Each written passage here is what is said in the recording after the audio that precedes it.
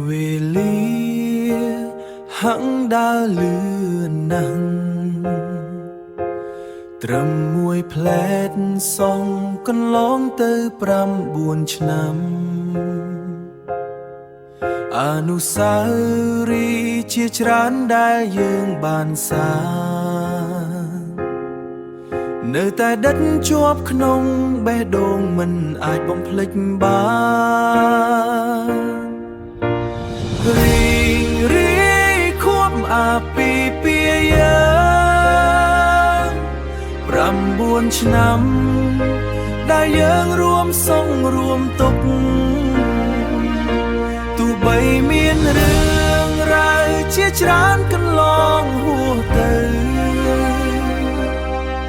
ក៏បេះដូងមួយនេះនៅតែស្រឡាញ់អូនជានិច្ចផ្លូវដែលយើងដើរមកជាមួយគ្នាមានទាំងស្នាមញញឹមនិងទឹកភ្នែកប៉ុន្តែយើងមិនដែលបោះបង់គ្នាឡើយព្រោះក្តីស្រឡាញ់យើងរឹងមាំជាងអ្វីៗទាំងអស់រីងរាយខួបអាពាហ៍ពិពាហ៍9ឆ្នាំដែលយើងរួមសុខរួមទុក្ខ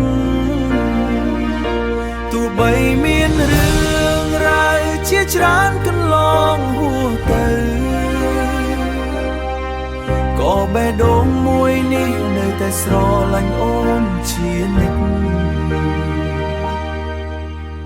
អរគុណដែលអូនតែងតែនៅក្បែរជាកម្លាំងចិត្តឲ្យបងជានិច្ចបងសន្យាថានឹងមើលថែអូនឲ្យល្អបំផុតរីងរាយខួបអាពាហ៍ពិពាហ៍9ឆ្នាំ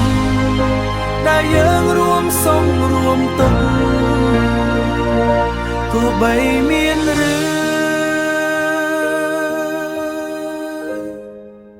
ស្រឡាញ់អូនជានិច្ច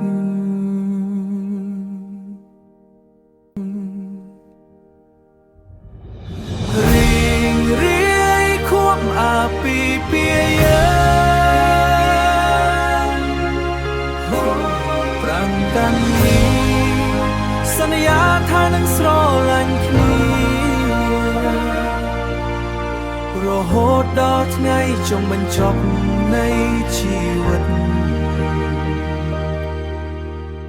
រហូតដល់ថ្ងៃចុងបញ្ចប់នៃជីវិត